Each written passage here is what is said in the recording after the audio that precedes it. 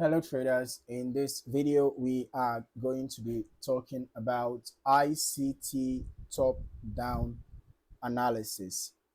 All right. Top-down analysis is a method where you start from higher time frames and work your way down to lower time frames before entering a trade. Okay, so the idea is to understand the bigger picture first.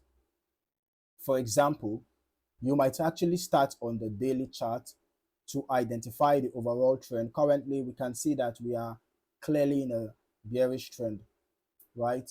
So after you've identified the overall trend, you then move to the 4-hour chart to see the structure and the key levels, right? So as we can see, we are still having bearish structures, lower highs and lower lows, right?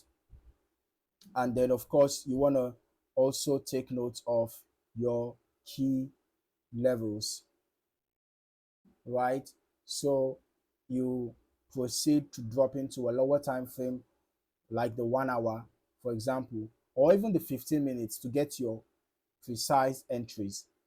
Okay, so now this approach helps you avoid trading against the larger trend.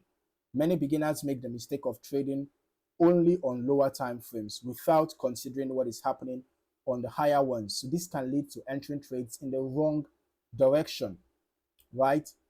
So in this our example, we can see that we are in a bearish trend. So you want to look for bearish opportunities down on the 15 minutes time frame. You are only interested in bearish opportunities. So now, once you get a good bearish opportunity on the 15 minutes, then perhaps you can proceed to executing your sell trade.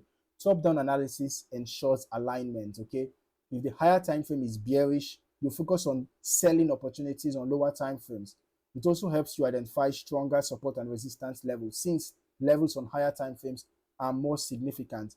For example, we can wait for price to get to this point that we have identified on a higher time frame now. In case of if price should break this 15 minutes resistance and get to this zone, because this zone was identified on a higher time frame, we might have a higher chance of being successful, right?